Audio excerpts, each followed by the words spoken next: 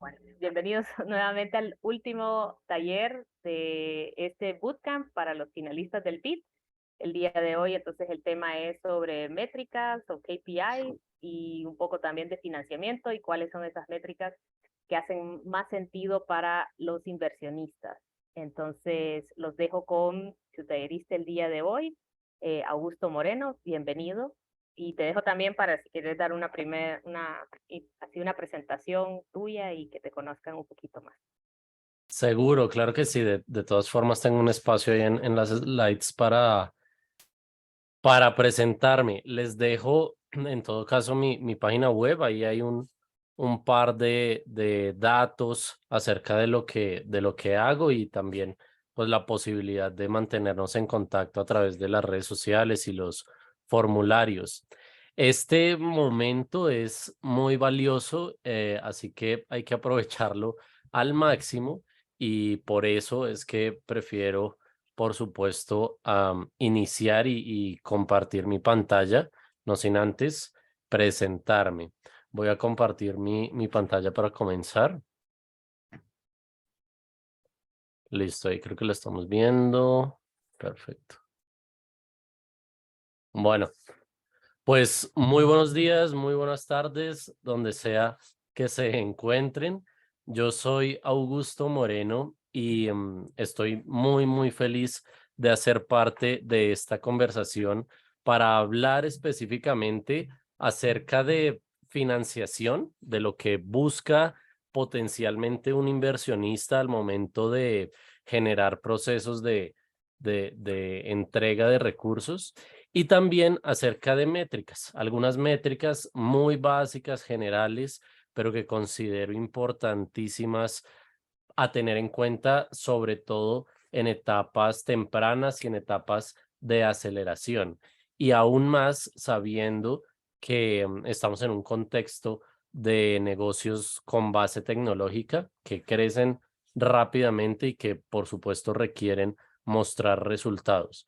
Un poco de manera muy concreta acerca de mí. Yo soy Augusto Moreno, actualmente estoy en Bogotá, Colombia, y durante los últimos 10 años me he dedicado principalmente a tres cosas: al emprendimiento, a la educación y a la innovación social. Actualmente, dentro de mis roles, soy coordinador para América Latina y el Caribe de United Way, la ONG privada más grande del mundo. También soy profesor asociado del CESA, Colegio de Estudios Superiores en Administración, la escuela de negocios más importante de Colombia. Soy presidente de Aso Startups, una asociación de startups para startups que busca hacer del ecosistema de emprendimiento tecnológico una prioridad. Y tengo distintos roles en temas de activismo y organizaciones internacionales. Actualmente, y creo que una de las cosas más importantes, lidero un holding de empresas llamado Fractalia, que tiene como propósito asesorar, impulsar e invertir en emprendimientos principalmente de base tecnológica y de alto contenido social o ambiental, un poco para mostrarles las startups o los emprendimientos que hacen parte del portafolio. Catalab es una agencia de innovación que ayuda a las empresas a anticipar el futuro.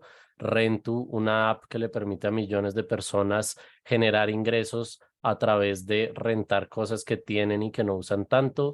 School of Gamers, una plataforma digital para la comunidad gamer en donde pueden ganar dinero generando contenidos y cursos de lo que más aman hacer. Frukis, un laboratorio de innovación nutricional en donde generamos snack con altos contenidos de proteína, fibra, sin remordimientos y sin azúcar añadido, todo a través de inteligencia artificial y de, digamos, análisis de data en temas nutricionales. Augusto Falcone, que es mi marca de ropa, en donde utilizamos tela sostenible para generar nuestras prendas. Smara es un software de gestión agrícola que permite optimizar la gestión de procesos en el agro. Piña Ice, un estudio multimedia en donde estamos muy enfocados en apoyar artistas emergentes, pero también meternos en el mundo de los NFTs. Y finalmente Absalonia for Pacífico, que no es una startup, en realidad es un cantante, pero lo meto en el portafolio porque me parece interesante también impulsar el arte en todo lo que respecta. Esto se los cuento porque sin lugar a dudas lo que vamos a ver a continuación tiene que ver con cualquier tipo de negocio, sin importar la etapa, la industria, el contexto o el país en el que nos encontremos. Gracias a quizá más los fracasos que los éxitos, me he dado cuenta que en definitiva todo este mundo de inversiones, de crecimiento, pues tiene mucha incertidumbre y justamente a través de la medición de indicadores podemos minimizar esa incertidumbre. Nos podemos comunicar sin ningún problema en cualquier momento a través de las redes sociales. Me pueden seguir por Facebook, por Instagram, por LinkedIn, por Twitter, por la calle, no, solamente por redes sociales. Vamos a comenzar esta conversación. Nuevamente les digo que tenemos muy poco tiempo, pero si tienen cualquier tipo de duda, inquietud, sugerencia, comentario, chiste o información adicional, lo pueden hacer a través del chat o si no nos alcanza estos minutos, sin lugar a duda, pues por el correo o ya con María nos conectamos. Así que comencemos. Lo primero, y quisiera preguntarles, em, tiene que ver con esta pregunta muy sencilla, pero quizá medio tricky, y es ¿cuánto creen que vale una idea? Ustedes como emprendedores, ¿cuánto creen que vale? ¿10 pesos? No sé qué moneda usan, perdón, no me acuerdo. ¿Lempiras creo que es? Sí, pero aquí tenemos de toda Centroamérica, entonces hay Ah, ok. quetzales, Bueno, están ¿cuántos dólares vale una idea? Aquí Arturo dice no vale nada. Ok, ¿quién da más? Depende. Eso también iba a decir lo mismo, depende. Vale. ¿Por qué, Alfredo y Anastasio? Porque la idea en este caso puede deberse a muchos factores: crecimiento, escalabilidad, valor en el mercado, momentos, porque a veces una idea puede ser muy buena, pero si está en el momento adecuado. Hay ideas que no valen nada si no están en un momento adecuado, que han ocurrido en ciertas empresas que han iniciado antes, pero tal vez no fue el momento adecuado en el mercado. Ok, fabuloso. Diego, Yo tal vez lo diría un poco distinto. Diría, una idea puede valer si va acompañada de ejecución. Si se queda en idea, no vale absolutamente nada. Eh, Tal cual. Y puede ser buena o mala, pues, pero en valor, sin ejecución, es que bonito, pero that's it. de acuerdo. Ok, interesante. Creo que alguien había levantado la mano, quería hablar, no sé, Anastasio. No, gracias. Muy buen aporte que comentó, es muy cierto eso, de sin ejecución, al final no es idea. Ok, Yo, yo iba a comentar que Perdón. también quizás vale lo que te pagan los clientes potenciales. interesante. Vale. Pues bueno, muchos comentarios. Creo que Alfredo, ¿vas a decir algo más o ya no? Sí. Hay una anécdota de mi abuelo que nació hace más de 100 años. Bueno, ya murió, pero decía, en el Sahara uno cambia un vaso de agua por un Mercedes-Benz. Luego te decía, las cosas valen lo que den por ellas. Y cuando te estás muriendo de sed a 40 grados centígrados, ese vaso de agua vale $1.000.000. Y entonces, eso va muy asociado a que las ideas que se construyen son las que tienen más valor, pero eso depende en el momento y en la situación. Yo creo que Anastasio también lo dijo. Chévere. Me parece súper valioso porque por supuesto que ustedes no empiezan de cero, ya tienen una estructura mental bien definida y simplemente les quiero mencionar lo siguiente. Tal cual como lo dice Derin, es una paradoja y en definitiva tiene que ver con cómo juguemos con las palabras.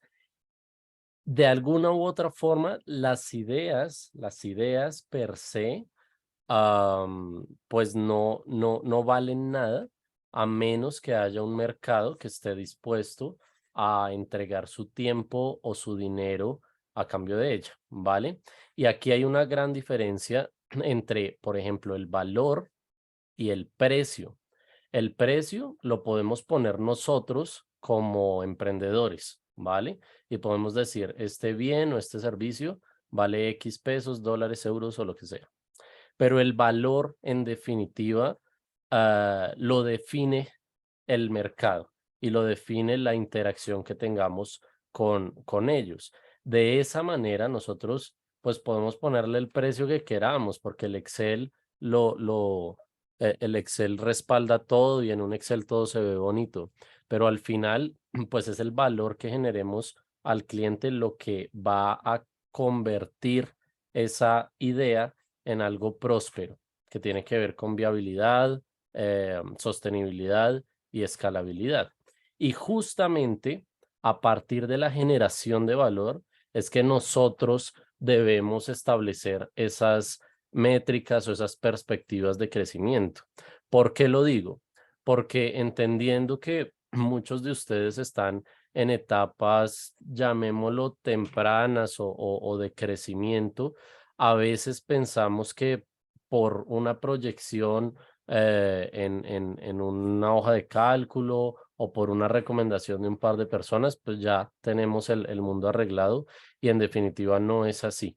Hay que seguir trabajando y por supuesto reconocer esa diferencia entre el precio que ponemos nosotros y el valor que es de hecho un concepto subjetivo que dependerá de la interacción que tenga nuestro producto con el mercado, ¿vale? En conclusión, pues las ideas definitivamente, como bien lo decía Diego, no valen nada hasta tanto los clientes no estén dispuestos a intercambiar su dinero o su tiempo por lo que estamos entregando. Y ahí es donde entra un inversionista a analizar qué tanto valor estamos generando para este potencial mercado. Yo considero que hay tres criterios iniciales o tres variables fundamentales por las cuales un inversionista toma decisiones, por lo menos en una etapa de interacción inicial, llamémoslo un pitch inicial o la recepción de un one pager o lo que sea que ustedes estén entregando. Lo primero tiene que ver con el origen de la empresa, ¿sí? En definitiva, la gran mayoría de inversionistas tienen algo llamado o algo conocido como tesis de inversión, es decir, hay inversionistas que solo le apuntan a emprendimientos agro, hay inversionistas que solo le apuntan a emprendimientos en etapa muy temprana y hay otros inversionistas que le apuntan a series A, B o C, que bueno, eso lo vamos a hablar más adelante. Y ahí es a donde pues tenemos que generar esa conexión. Los inversionistas van a partir de su tesis de inversión, y con inversionistas me refiero a cualquier actor de este proceso de captura de dinero, no solamente ángeles inversionistas, sino fondos, family offices, que eso luego lo vamos a hablar. Entonces, en definitiva, lo primero que conecta con un inversionista es el origen de la empresa. ¿Cuál es la necesidad que está resolviendo? ¿Realmente está conectado con un problema o solamente con una idea? Muchos emprendedores se casan con la idea y no con el problema, y ese es el primer grave error. Las ideas van y vienen y normalmente una idea soluciona solamente un problema, pero pasar de la idea a la solución pues requiere un montón de variables, así que hay altísimas probabilidades de que esa idea se caiga. En cambio, si yo me enfoco en el problema, pues lo puedo solucionar de muchas maneras, y si la primera idea se cae, pues continúo con la segunda y así sucesivamente. En definitiva, una de las como criterios principales por los cuales un inversionista se podría conectar tiene que ver con eso, con la necesidad, oportunidad, problema que ustedes están atacando. Hay algo importantísimo en esta coyuntura actual, y es que la gran mayoría de fondos y de tendencias de capital privado están enfocándose en inversiones de impacto. Eso significa que la gran mayoría de startups, solo como recomendación, deberían tener ese enfoque de propósito más allá de la rentabilidad. Entonces, si ustedes tienen la oportunidad de colocar en su discurso que están impactando una comunidad específica, que están siendo eficientes a nivel de uso de recursos o que están generando apoyo, no sé, relacionado con los objetivos de desarrollo sostenible o lo que sea que tenga que ver con eso, es una enorme ganancia para poder atraer recursos. Se los digo, por supuesto, por experiencia propia. Y el origen de la idea o empresa también tiene que ver con el potencial de crecimiento. Si estamos alineados con una necesidad, problema, oportunidad puntual, seguramente ese problema pues tendrá algún potencial de solución grande o pequeño, ¿sí? Entonces, si nos quedamos con una idea corta, lineal, tal vez no sea tan atractivo para un inversionista de capital de riesgo. Eso en cuanto al primer criterio inicial de conexión con un inversionista. Lo segundo tiene que ver con el equipo y creo que es, no sé si el más importante o uno de los más importantes, porque al final las empresas están construidas por personas y detrás de cualquier organización hay un par de seres humanos que lo hicieron realidad. Entonces, los inversionistas en definitiva se van a integrar de acuerdo a la cantidad de fundadores que ustedes tienen. Estadísticamente en el ecosistema emprendedor, no sé si es bueno o malo para ustedes, pero simplemente es una estadística. Se encuentra que la gran mayoría de emprendimientos exitosos o por lo menos que superan el Valle de la Muerte fueron fundados por entre 2 a 3 emprendedores, ¿vale? ¿Eso qué significa? Que los solopreneurs, las personas que iniciaron solitos, pues no digo que esté mal, pero les va a costar un montón. Y aquellos emprendedores que se asociaron con 5, 6 o 7 personas, pues también, porque la toma de decisiones va a ser mucho más difícil. Así que mi recomendación es que un equipo fundador de 2, 3 personas, pues es más que suficiente. Algo importante también tiene que ver con las habilidades del equipo, sobre todo polivalencia y experiencia. Muchas veces el inversionista se da cuenta que si las virtudes o los roles de los fundadores o el equipo de trabajo son muy parecidos, pues tal vez haya restricciones en el futuro. La invitación es a que al momento de presentarse, pues existan roles complementarios, capacidades complementarias. Alguien que sea el visionario, otro que sea el técnico, otro que sea el creativo, y de esa manera se complementan. Y por supuesto la permanencia de fundadores. ¿Por qué? Porque pues al inversionista le interesa recuperar su plata. Entonces, si ve que todos los fundadores están trabajando full time en otras empresas o que solamente están ahí como de entretenimiento y no metiéndole la ficha, como decimos acá, pues va a ser complicado. Y en tercer lugar, dependerá también de la etapa en la que se encuentre, el emprendimiento, ¿sí? Porque a partir de ahí, pues va a haber un interés o no del inversionista al que le estemos apuntando. Habría que ver si estamos en etapa de ideación. En ese sentido, mi recomendación es a que no busquen inversión todavía, más bien validen mercado y dense cuenta de si pues vale la pena o no, porque en etapas de ideación yo, si fuera inversionista de ustedes, digamos, pues tendería a adquirir un gran porcentaje de su compañía debido al altísimo nivel de riesgo que hay, ¿no?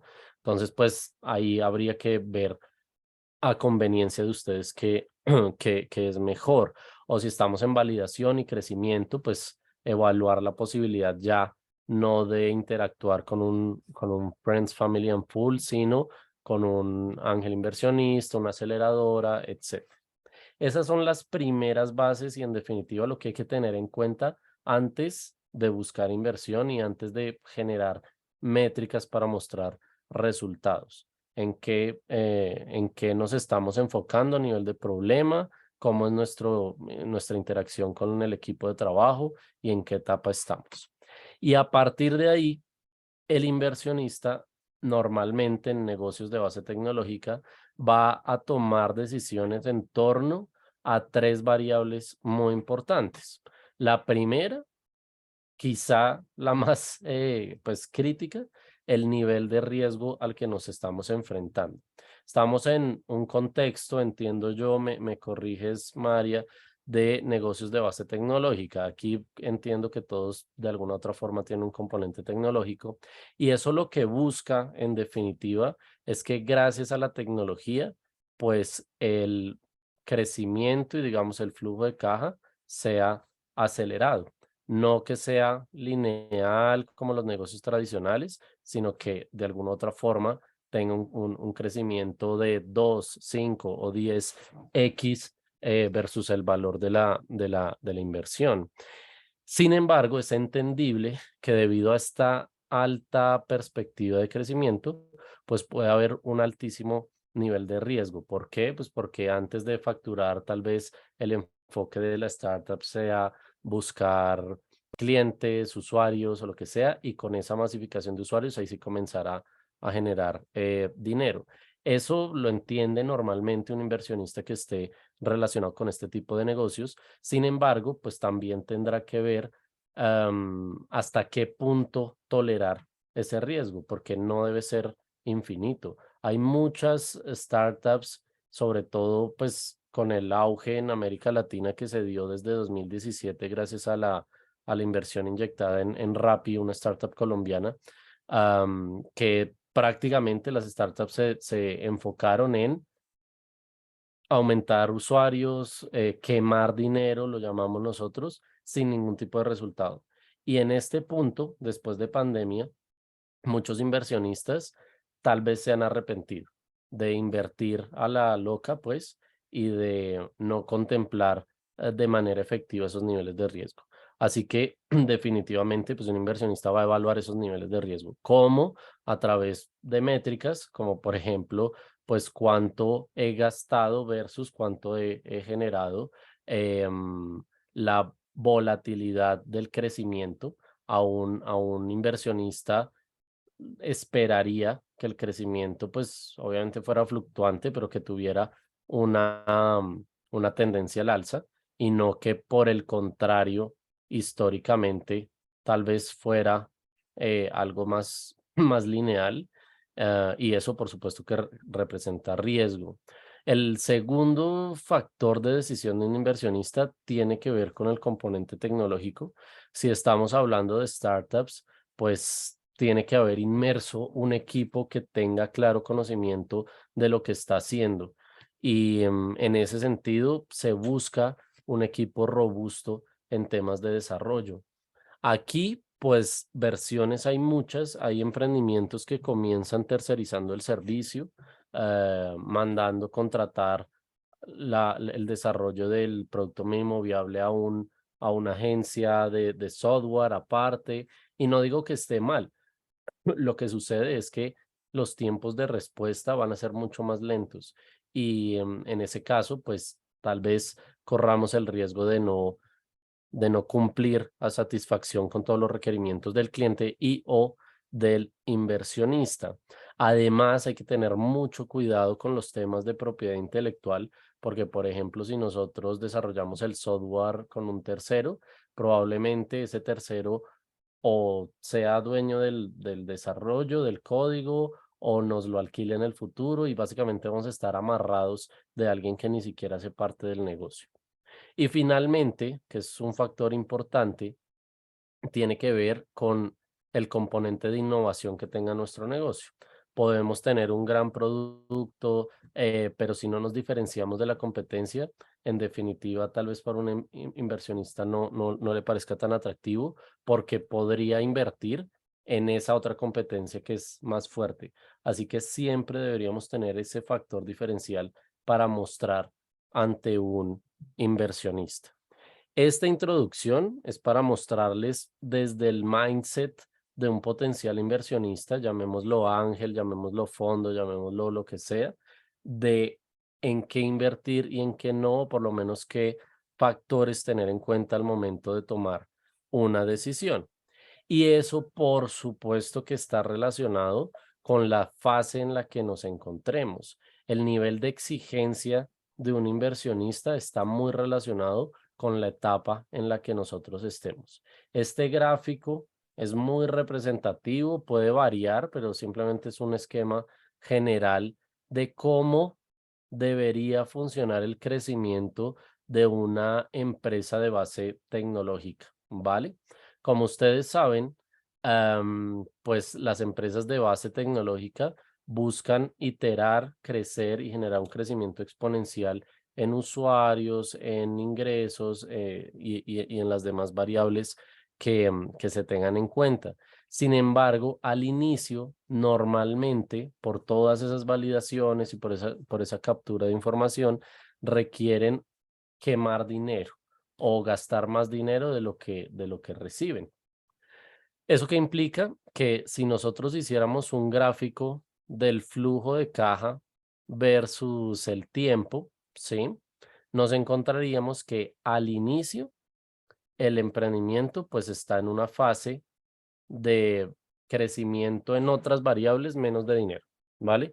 Y esto solamente a nivel de ejemplo, no es mi recomendación, de hecho, mi recomendación basado en los fracasos y en la experiencia es que cambiemos ese paradigma y que así seamos startups o lo que sea que nos queramos llamar, siempre busquemos rentabilidad desde el día uno, porque o si no, estaremos inmersos en la incertidumbre.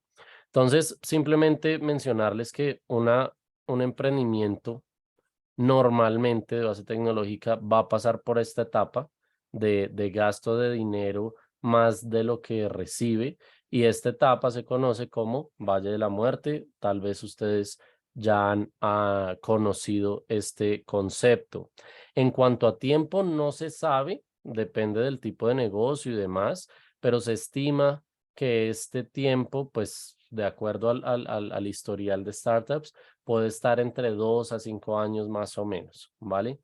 Y en este punto, nosotros normalmente nos encontramos con este tipo de inversionistas, los amigos, la tía, el novio o el exnovio o lo que sea, que definitivamente creyó en nosotros, o puede que no haya creído, pero tal vez por obligación moral lo hace y se deja persuadir para entregarnos un capital.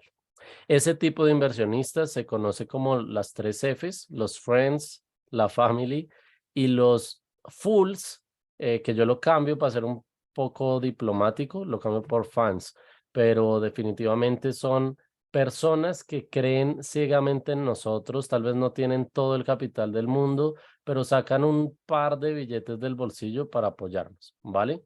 De esa manera es que comenzamos. Y a estos inversionistas en etapa temprana, pues no hay que convencerlos tampoco con cifras o indicadores que vamos a ver más adelante, porque tal vez ni siquiera saben del tema.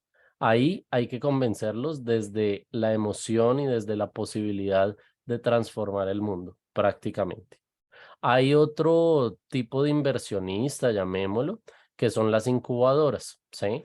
Las incubadoras pueden invertir en dinero, pero también en conocimiento, porque normalmente en esta etapa, pues se requiere de un impulso más allá del capital monetario. Entonces, las incubadoras se encargan de forjar la estructura de negocio, generar alianzas, conectarlos con personas que sí son, llamémoslo, inversionistas financieramente hablando.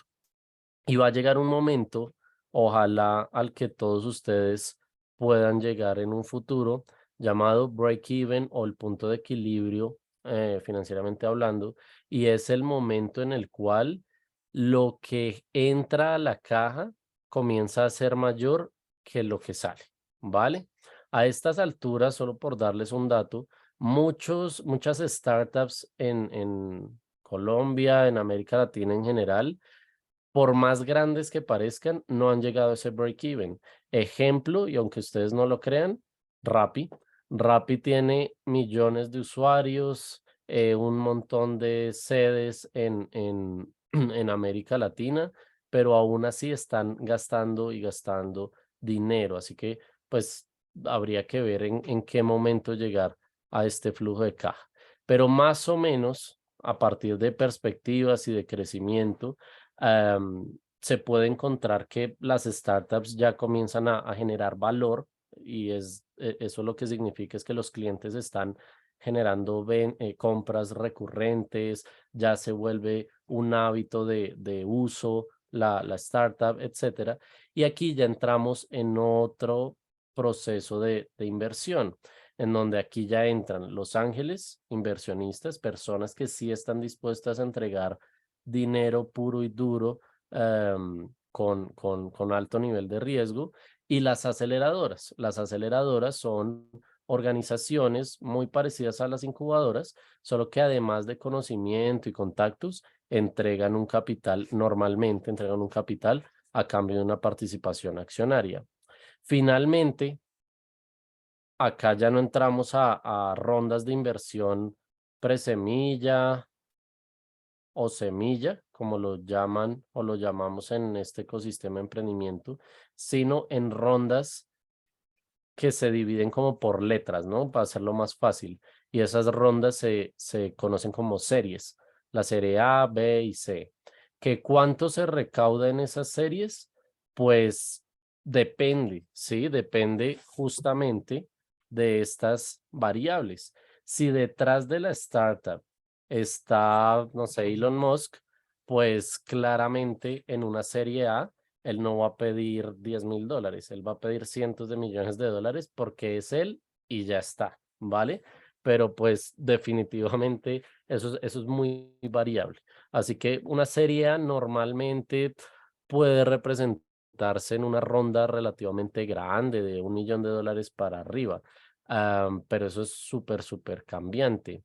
Y lo que sucede es que claramente a medida que voy aumentando las series, pues mi participación accionaria, por decirlo así, se va, em, supongamos que yo soy este, ¿no? Se va diluyendo, ¿vale? Pero mi valor por acción o mi valor por cada porcentaje de la empresa aumenta, y ese es como la magia y el objetivo de las rondas de inversión. ¿Por qué digo esto? Porque de alguna u otra forma lo que vamos a ver a nivel de indicadores tiene mucho que ver con las etapas en las que estemos. Los indicadores que les voy a contar a continuación están muy relacionados más o menos con estas etapas, las etapas de ideación y validación, que es lo que entiendo que ustedes están.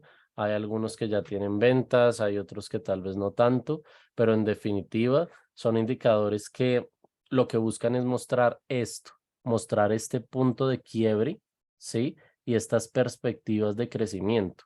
No nos vamos a meter con indicadores de más estabilidad o indicadores de empresas que ya pues tienen 5, 10, 15, 20 años de experiencia, porque pues quizá no vale la pena, ¿no?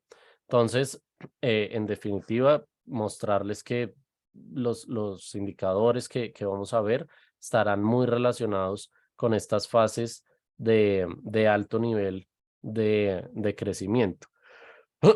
Para terminar acá la gráfica, simplemente mostrarles que pues ya cuando el negocio está consolidado o tiene altas perspectivas de expansión, ya entramos a otras series. Si no estoy mal, Rappi está en la serie H o algo así. Entonces, pues ya ha pasado por un montón de rondas de financiación, y aquí ya entran otros actores, grandes ligas, llamémoslo, como fondos de capital privado del tipo de, no sé, por ejemplo, SoftBank, por ejemplo, ah, ¿cuál más? Hay uno que se llama Tiger Capital, muy, muy, muy famoso. Kasek Ventures, son de los más grandes, por lo menos que están invirtiendo en América Latina.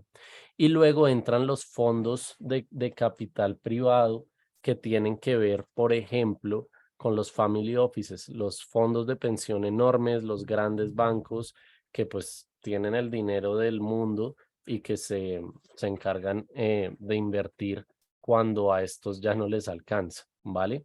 Llega un punto en el que definitivamente ni siquiera estos están en capacidad de invertir, o simplemente pues quieren generar una expansión más grande y masiva, y acá es donde la empresa toma la iniciativa de generar un IPO, conocido como Initial Public Offering, o en español, una oferta pública inicial, que se traduce en salir a la bolsa y buscar inversión no solamente de aliados privados, que fueron estos, sino de prácticamente cualquier persona en el planeta.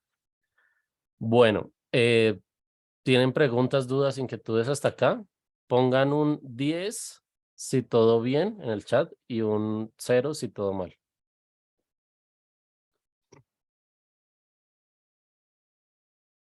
Ok, perfecto. Bueno, seguimos. Es mucha información y estoy volando, pero bueno, creo que vale la pena y seguramente me van a volver a invitar. Entonces, miren, en estos procesos de inversión hay muchas posibilidades y aquí abro una ventana para mostrarles que la inversión no solamente consiste en buscar a un señor o una señora que pensamos que tiene dinero y pedirle pues el dinero, sino que hay otras metodologías de captura de ingresos. Y esto es importante mencionarlo, tal vez no es el enfoque o el tema principal de esta conversación, pero creo que es pertinente para que abramos las perspectivas. Lo primero, que es lo más básico, puede que en etapas iniciales los inversionistas no nos crean o lo que sea. En definitiva, una posibilidad, si asumimos ese riesgo, es buscar un préstamo, ¿sí? O un crédito, tanto a una persona natural como a un banco. No digo que esté mal, de hecho los préstamos son muy buenos siempre y cuando el interés de ese préstamo sea menor a la ganancia proyectada obtenida y que por supuesto esa ganancia proyectada pues se vuelva realidad. ¿Que es riesgoso? Pues obviamente es riesgoso porque nos toca devolver el dinero, pero siempre será una opción y en definitiva, si hacemos las cosas bien, creo que incluso puede ser mejor que la inversión misma o la búsqueda de inversión, porque en un préstamo no cedemos participación accionaria. Entonces, no le estamos entregando una parte de nuestra empresa a un tercero. La otra posibilidad, por supuesto, que tiene que ver ya con las inversiones directas. Entonces, en dado caso que el banco no nos preste, no crea en nosotros o cualquier cosa suceda o no tengamos el historial crediticio suficiente, pues podremos recurrir a un inversionista dependiendo, por supuesto, de la etapa en la que estemos. Si estamos en una etapa muy temprana, pues no digo que no lo hagan, pero va a ser muy difícil que un gran ángel inversionista les ponga atención. Normalmente a los fondos, a los ángeles les llega un montón de solicitudes, de presentaciones de negocio día tras día tras día, y pues quizá ellos van a priorizar a los que están un poquito más avanzados. Así que en definitiva, lo mejor desde mi recomendación es validen lo más que se puedan, generen bootstrapping, que es básicamente hacer las cosas ustedes mismos con las botas y las uñas, y cuando ya tengan un modelo fuerte, con tracción y con resultados, ahí sí vayan y busquen inversión desde los amigos, los familiares o quizá alguien más, digamos, con más experiencia en este tipo de temas. Además de eso, acá en América Latina todavía no está tan regulado, pero pues para allá vamos, solo que acá todo llega 3, 5, 10 años más tarde, pero es importante mencionarlo. Hay una metodología interesantísima para poder buscar fondos de manera efectiva llamada financiamiento colectivo o en inglés crowdfunding, ¿no? Entonces, en Estados Unidos, en Europa, hay voy a anotarlo acá, crowdfunding o fondeo colectivo, en financiamiento colectivo. Hay varias plataformas, principalmente una que se llama Kickstarter, hay una llamada Indiegogo, bueno, hay varias. Hay una especializada para startups que se llama WeFunder, se las voy a escribir acá en WeFunder, que básicamente son plataformas en donde cualquier persona puede subir su iniciativa. Desde quiero escribir un libro, quiero hacer una película, quiero hacer una fundación para perritos, hasta quiero fundar mi startup. Y tú subes el video, la presentación, obviamente pones los criterios de inversión. Entonces, si invierten desde $1,000, les doy un saludo en YouTube. Si invierten desde $10,000, ya les comienzo a dar participación o lo que sea. Eso depende de ustedes. Y al final se alcanza una meta y ustedes pues logran el objetivo. ¿Esto por qué es bueno? Porque no dependemos de 1, 2 o 3 inversionistas, sino de varias personas que quieran creer en nosotros. Y además de eso, hay un montón de dinero esperándonos por parte de entidades de cooperación internacional, de concursos, de universidades incluso. Yo, por experiencia propia, les digo, es una buena posibilidad si sabemos hacer las cosas bien, en el sentido en que organizaciones, pues, sin nombrarlas, acá no sé cómo sea el tema legal o lo que sea, pero sin nombrarlas, entidades de cooperación internacional o grandes fundaciones que buscan continuamente iniciativas de alto impacto, ¿vale? Recientemente, con una de las organizaciones con las que trabajo, United Way, desarrollamos el Child Tech Challenge, que básicamente era un programa de innovación abierta en donde buscábamos las mejores soluciones tecnológicas en temas de primera infancia y juventud. A partir de ahí, los emprendimientos se postularon, pasaron por un proceso de aceleración, e hicieron un demo day y becamos o financiamos a 4 ganadores, cada uno con $30,000, totalmente, digamos, libres, sin ningún tipo de participación accionaria ni nada, para que implementaran sus proyectos en comunidades que estaba apoyando la fundación. Pero ese solo es un ejemplo, o sea, las universidades, nuevamente, las entidades de cooperación internacional publican un montón de cosas de convocatorias y becas a las cuales invito a que se postulen. Y por supuesto que ahora sí ya entramos en materia de los indicadores. Realmente el mejor inversionista son los clientes, las ventas que nosotros podamos desarrollar. Un cliente es en particular nuestro activo más importante, en el sentido en que si todo sale bien, si capturamos su atención, si le generamos valor y si nos entrega su tiempo, su dinero y demás, pues ese cliente se va a volver prácticamente que el mejor gestor comercial. Primero, porque no le vamos a pagar para que nos recomiende y nos va a recomendar. Y segundo, porque en definitiva, pues nos está aportando el flujo de caja de nuestro negocio.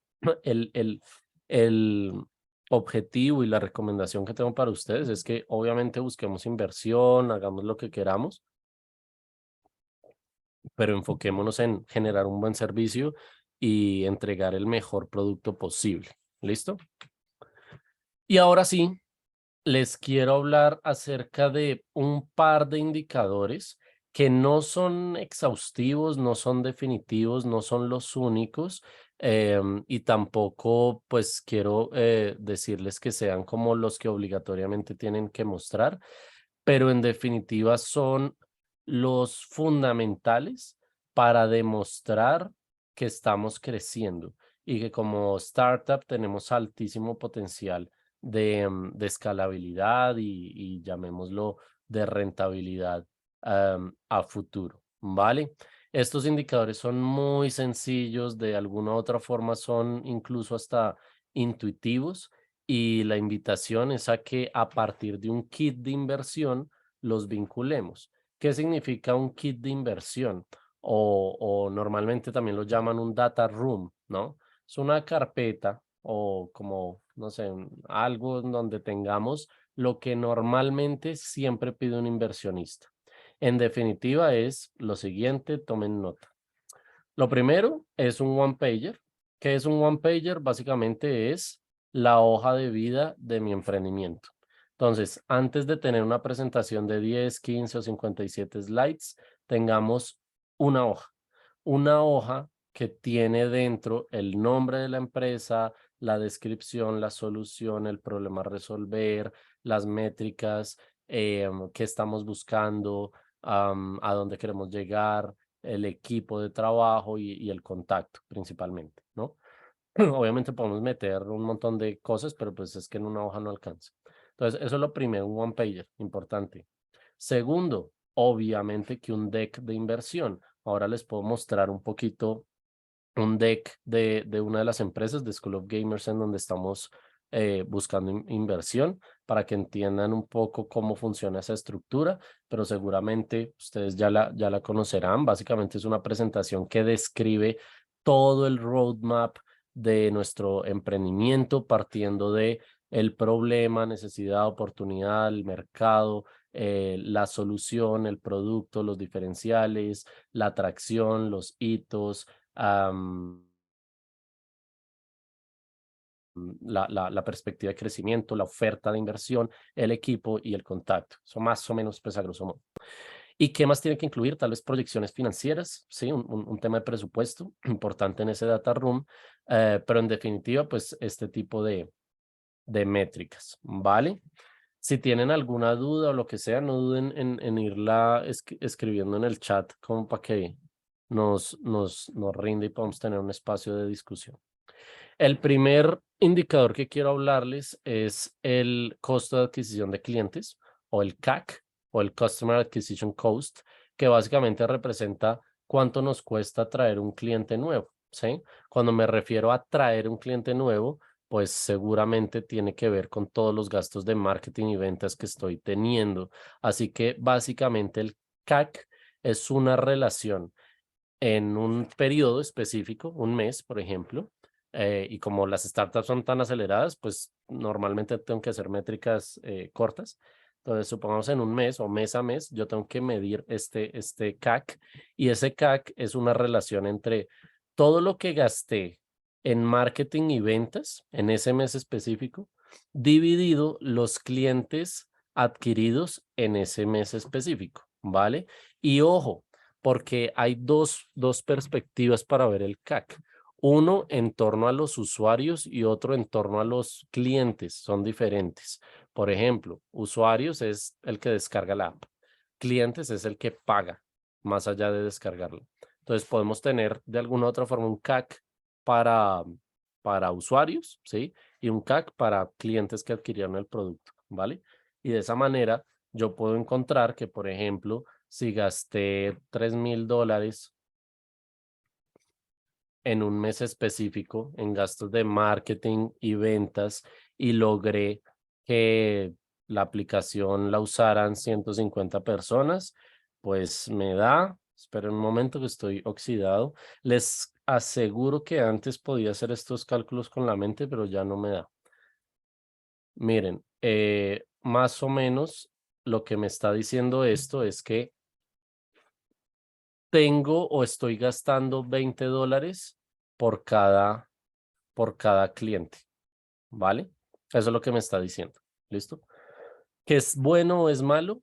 Pues depende. ¿Por qué? Porque este CAC también tiene que relacionarse con el segundo indicador, que es el lifetime value o el valor del tiempo de vida de un cliente. Básicamente es un estimado, nunca lo podremos saber, pero es un estimado que me representa los ingresos totales que un cliente promedio me va a entregar durante su ciclo de compra, ¿vale? Entonces, ¿qué significa eso? Es una estimación de cuánto dinero un cliente en promedio va a dejar en mi empresa o en mi servicio. ¿Y cómo se calcula? Hay muchas maneras, pero esta es una de las más simples porque igual es un estimado. Lo que yo podría hacer es tener en cuenta el ticket promedio de mi servicio, ¿sí? $5 por mes o lo que sea. El número de compras recurrentes que hace en ese periodo un cliente y la cantidad de meses que yo pienso o yo estimo ese cliente va a estar con nosotros. Entonces, supongamos que, por ejemplo, el ticket promedio son $10 al mes, una suscripción de alguna plataforma o lo que sea. Obviamente esto lo compra 12 veces al año, ¿sí? Y supongamos que el ciclo de vida son 3 años, por estadísticas o por lo que sea que funcione. En conclusión, en este ejercicio muy sencillo, el lifetime value son $360 por cliente, ¿vale? $360 con cliente. ¿Y esto es bueno o es malo? Pues ahora sí puedo compararlo. ¿Por qué? Porque si en este caso, por ejemplo, mi costo de adquisición de cliente fue de $20 y mi lifetime value fue de 360, yo puedo hacer una relación del lifetime value sobre el CAC. $360 sobre, ¿cuánto me dio? 20. Y esto me dice que de alguna u otra forma, 360 sobre 20, 18. Mi cliente promedio estimado me está aportando 18 veces lo que yo estoy gastando por traerlo, ¿sí? Entonces, en ese sentido, obviamente es positivo. Si el CAC es mayor al lifetime value, en definitiva, estoy perdiendo dinero. Normalmente, en una startup, pues una relación más o menos interesante debería ser 5 o más, ¿sí? Pues para que tenga sentido. Arturo, cuéntame. Sí, gracias. Muy interesante esa ecuación. ¿No habría que considerar también el costo de mantener el cliente? Porque a veces uno lo puede adquirir inicialmente, pero para que realmente gaste esos $360 en los 3 años, hay un costo de mantenerlo, que se acuerde de que nosotros existimos. ¿No habría que tomar eso en cuenta? Totalmente de acuerdo, Arturo, y gracias por tu entendimiento y tu conclusión. Como les mencioné, estos indicadores son pues de percepción y sobre todo de resultados, y lo que les dije, estos indicadores están muy enfocados no me voy a ir tan atrás, pero están muy enfocados en las etapas tempranas del emprendimiento cuando no tenemos pues un historial de 2, 3, 5 años, ¿no? Básicamente esta relación es cuando estamos a los meses o a 2, 3 años de crecimiento. Pero en definitiva, aquí, para hacer esta relación, esta relación, habría que incluir, llamémoslo, un, un costo de mantenimiento en el mes. ¿Que cómo se puede estimar? Pues nuevamente depende. Mi recomendación sería, por ejemplo, vincular los costos relacionados con servicio al cliente, con, no sé, mantenimiento de producto, entre otros, pero totalmente valioso tu comentario. iSmart Comply dice, por ejemplo, dentro de CAC también debe incluir mi tiempo invertido. Por ejemplo, hago una alianza con una asociación, doy un webinar gratuito y de ahí obtengo datos clientes B2B que se suscriban a nuestra plataforma. Sí, porque pues ese tiempo en el webinar está incluido dentro de los gastos de marketing o dentro de tu balance general. Deberías incluirlo, obviamente. Diego. Súper. Tal vez una pregunta. Me queda claro el tema de este ratio, digamos, entre lifetime value y CAC. Y efectivamente vamos a querer siempre que sea lo más alto posible, ¿no? Pero tal vez justo por ahí hace poco estaba leyendo el tema y miraba también una relación o un ratio demasiado alto puede decir que no estamos gastando suficiente para crecer, ¿no? Entonces, tal vez cuál es tu approach a cuál debería de ser el ideal para que estemos pues creciendo al ritmo que deberíamos estar creciendo, pero de forma sana. Gran comentario, Diego, y eso muy, muy valioso, lo iba a decir ahora, pero pues gracias por anticiparte. Em, en definitiva, es un indicador que nos permite saber qué eficiencia tiene nuestro gasto de captura de clientes versus lo que ese cliente potencialmente podría aportarnos. Pero si, por ejemplo, la relación es muy alta, significa que estamos gastando muy poquito, ¿sí? Que obviamente estamos siendo eficientes, pero que existe la posibilidad de gastar más, porque coherentemente hablando, si gastamos más, pues vamos a traer más clientes, ¿no? Entonces es un equilibrio. ¿Que cuál es el número de si debe ser 5 o 7 o pi la tasa? Pues la verdad es que no lo sé, porque depende de la industria, depende de el contexto en el que nos encontremos. Lo que yo les digo, de acuerdo al estándar y a lo que normalmente se considera viable, un lifetime value de 5 a 10 es algo súper, súper bueno. Más allá de eso, como por ejemplo esto que dio 18, pues entremos a evaluarlo, ¿sí? Porque si estamos gastando tan poquito por cliente y estamos obteniendo tanto por cliente, pues usemos todo este presupuesto para invertir más y expandirnos. Pero de acuerdo contigo, Diego, ya se nos acabó el tiempo, pero permítanme 10 minuticos más porque esto está bien prendido. Bueno, entonces está el Customer Acquisition Cost, está el Lifetime Value y obviamente que este es, pues, creo que el más lógico de todos. Mes a mes, sobre todo en procesos de crecimiento, deberíamos tener medición de nuestros ingresos recurrentes mensuales. Como les mencioné anteriormente, de nada sirve, por ejemplo, tener un gráfico de tiempo versus ingresos. No estoy hablando, estos son ingresos, no estoy hablando de utilidad ni nada, estoy hablando de ingresos. Los ingresos, ¿por qué en una etapa temprana son importantes? Pues porque nos reflejan crecimiento, ¿sí? La utilidad neta, tal vez al inicio, hablando de startup, no sea tan importante porque entendemos que nuestro enfoque puede ser crecimiento de usuarios, etcétera, ¿no? Entonces, en este caso, pues hablemos de ingresos.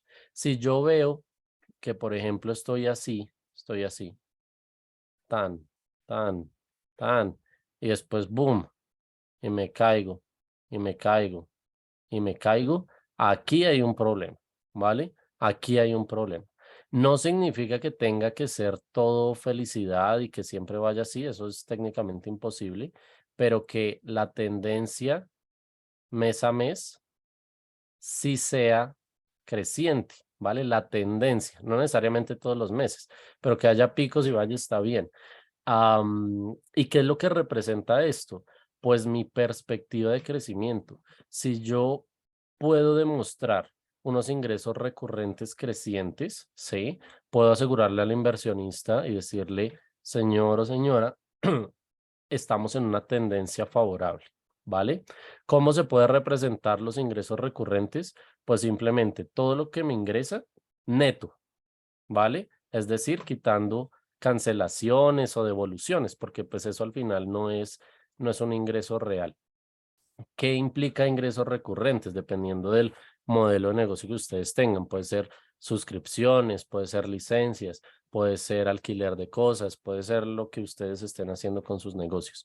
Y obviamente hay que quitarles las devoluciones por temas de calidad o de cualquier otra cosa. Pero en definitiva, este MRR o Monthly Recurring Revenue nos permite graficar y estimar cómo estamos a nivel de crecimiento y lo interesante es que en definitiva nos permite proyectarnos, ¿sí? Voy a borrar esto. Nos permite proyectarnos a lo que pueda llegar a suceder.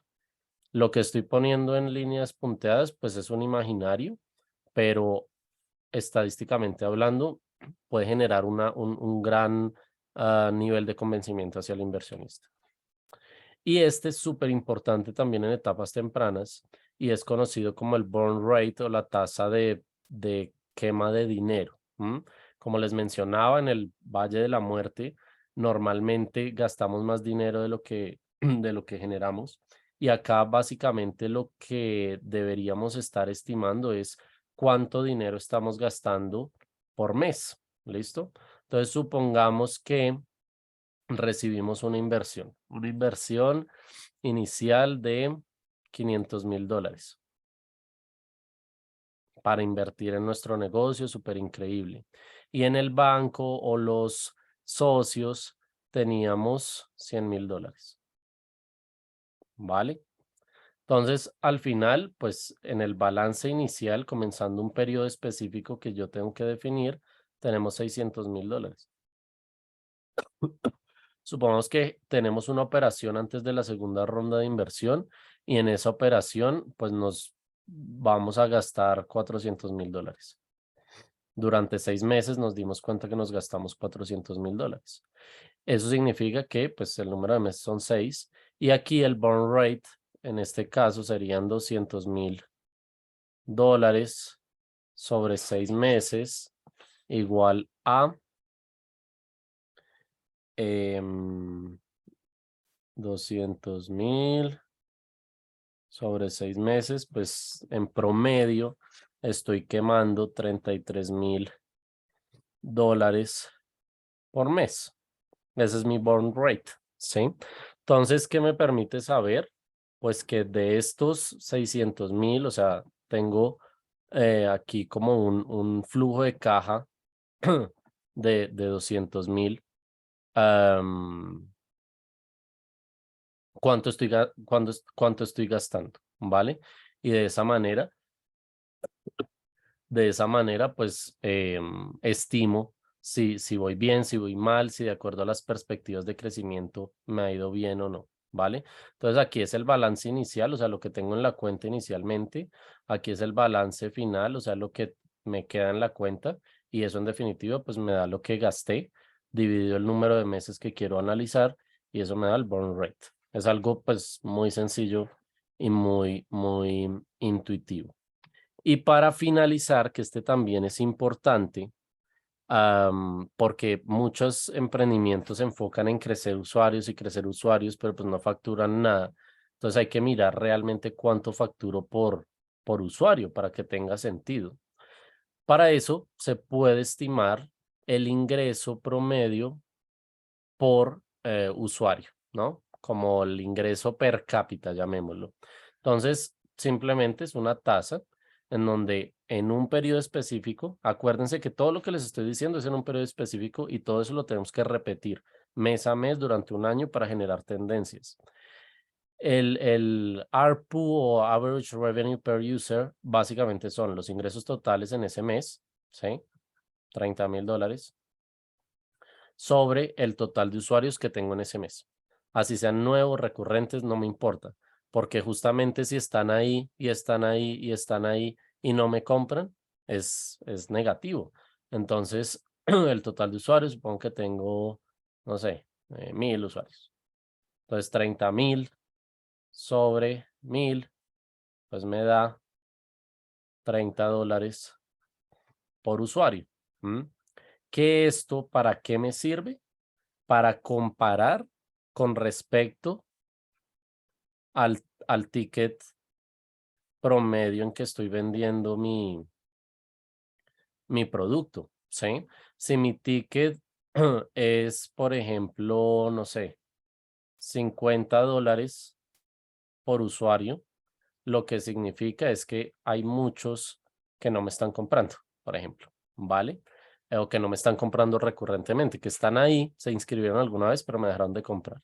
Entonces es un balance para mirar si voy bien o si voy mal con respecto a lo que normalmente estoy vendiendo. En definitiva, hay muchísimos más indicadores, pero estos indicadores en específico que tienen que ver con finanzas, pues son los que yo recomiendo.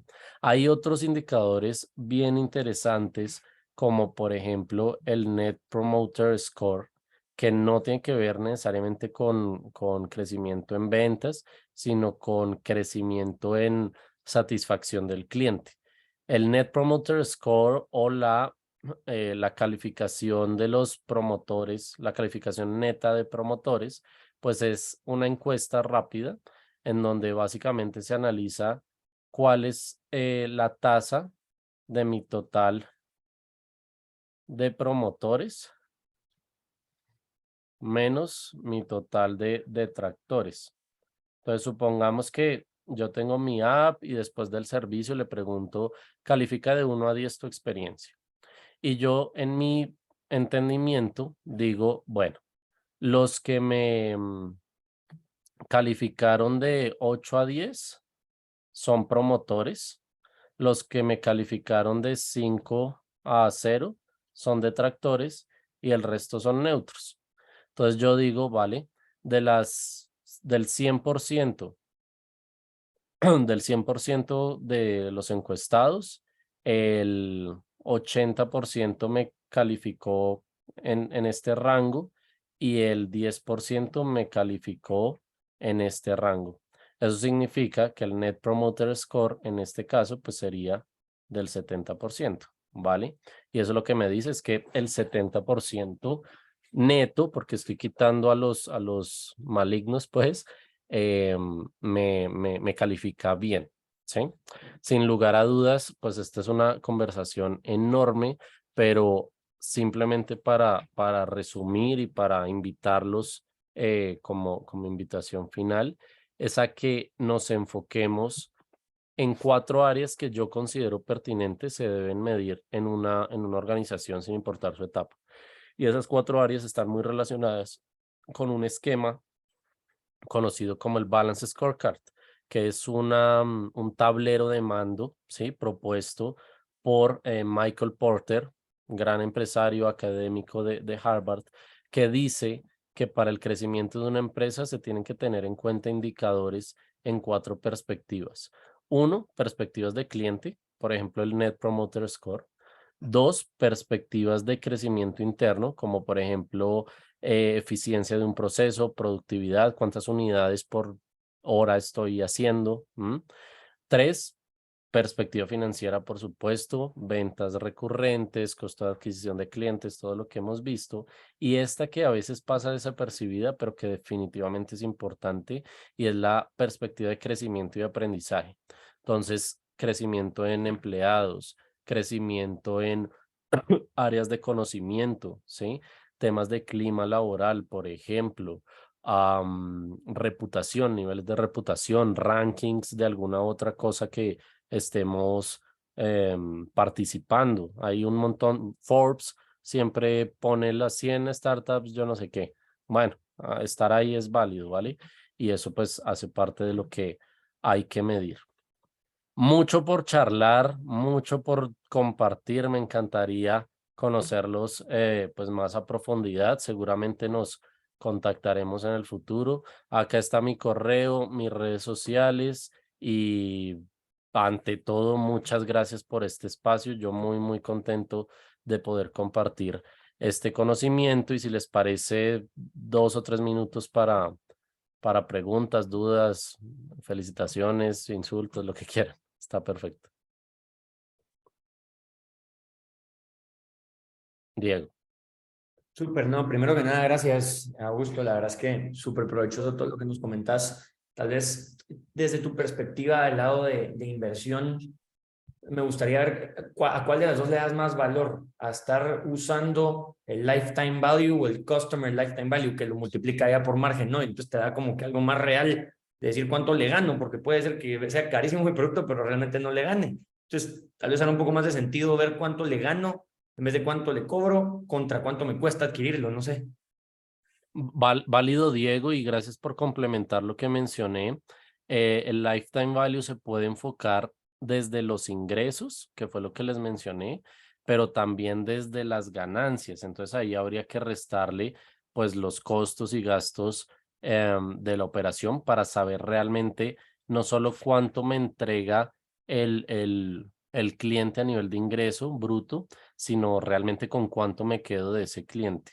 En definitiva, nuevamente lo digo, como estos indicadores están en etapa temprana y se asume que no tengo una utilidad todavía, pues es válido mostrar el lifetime value desde el concepto de ingreso bruto. Pero cuando ya tengo utilidades, que la invitación es a que lo tengan, pues definitivamente podría tener ese enfoque de ganancia, ¿no? Por supuesto que como inversionista, la perspectiva más interesante es hablar de utilidades, no solo de ingresos, por lo que tú mencionas. Puede que el producto valga 10 pesos, pero si me cuesta con temas logísticos y demás administrativo, me cuesta 9,99, pues no estoy haciendo absolutamente nada, ¿no? Entonces es válido tu pregunta, tu sugerencia y obviamente cuando ya hay temas de rentabilidad, lo mejor es enfocarnos en utilidades. Ujú. Perfecto, gracias. Súper. ¿Alguien más? ¿Todo bien? Bueno, Hay otras preguntas, unas, no sé si vamos a enviar la grabación, y sí, les vamos a enviar grabación de todos los talleres, para que si algunos se lo perdieron o tienen que ir a ver cómo calcular mejor estas métricas. Y luego también Arturo pregunta si tocas el bajo y el piano. sí, me encanta la música, lo he dejado a un lado. Acá pues tengo el bajo, el piano, allá tengo una guitarra, tengo un violín allá arriba, no se los muestro, pero ahí está. Pero no es como uno de mis pasatiempos, me encanta. Y Arturo dice, tienes que probar Polynizer. Voy a buscarlo en Google, supongo que aparecen, ¿no? Bueno, ahí me En escriben Google, en Facebook y en YouTube, en todas las redes. Genial. ¿De dónde eres? Por la R, supongo que de Costa Rica, ¿no? De Costa Rica, sí. Ah, bueno, me parece súper. Ah, por la R, digo yo, como mi nombre no tiene R. No, Ya te por el entendí lo de la acento, R. por el Sí. acento. Sí. Excelente. Bueno, pues muchas gracias por el espacio, honradísimo de poder acompañarlos. Acá te dejo, María, por si quieres decir algo. Bueno, no, agradecerles a todos también los que se conectaron, pero sobre todo a Augusto y por compartirnos este taller, que sí ha sido súper útil, y algunos que ya, algunos conocimientos tal vez ya lo tenían, a reforzar, y otros que tal vez los que están en fase prototipo, pues algunas que todavía no lo están midiendo, pues a comenzar a ver qué información necesitamos para empezar a medirlo. Entonces, muchísimas gracias, Augusto. Y les voy a dejar entonces por el chat, bueno, dos cositas. Uno, la próxima semana son las mentorías, ¿verdad? Entonces van a tener la oportunidad de agendar 1 hora de mentoría, y ahí está el horario de disponibilidad para que revisen ahí con su equipo qué horario les sale mejor.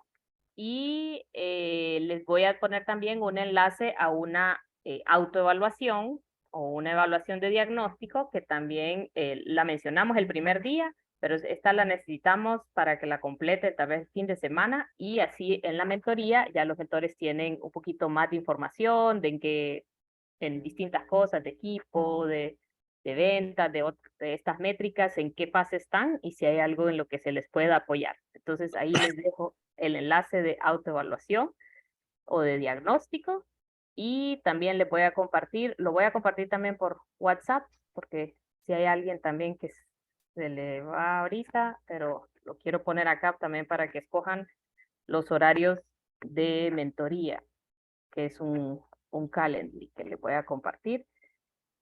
Y bueno, también como ya es viernes, no queríamos extender mucho más el bootcamp, pero esperamos que haya sido bastante útil y provechoso para todos. Y muchísimas gracias nuevamente. Que tengan un buen fin de semana. Muchas gracias. Buenas tardes. Chao, Gracias, chao. María. Adiós, gracias. Gracias.